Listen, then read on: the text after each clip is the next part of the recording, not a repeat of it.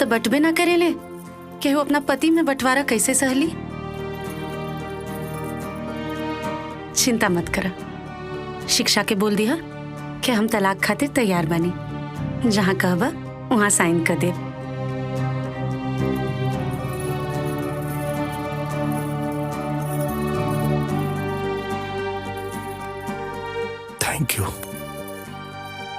Thank you भूमि।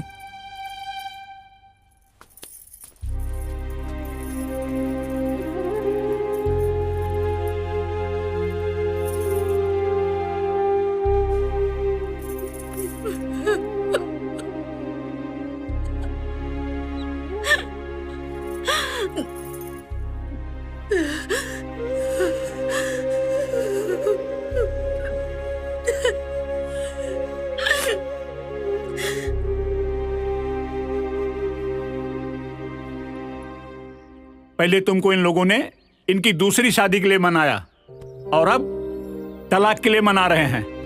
तलाक चाहिए तुम लोगों को, तलाक चाहिए हैं?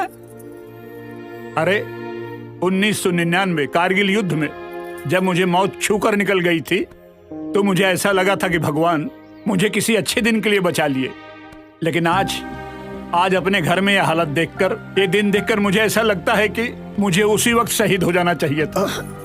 भगवान क्यों बचा लिया मुझे दिन देखने के लिए, क्यों बचा लिया मुझे? हाँ जान, बोला।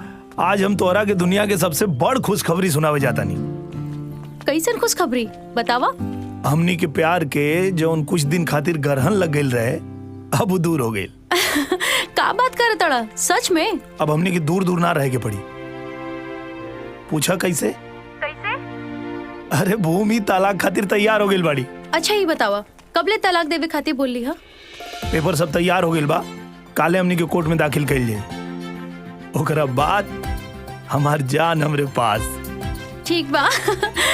आई लव यू जान। I love you two.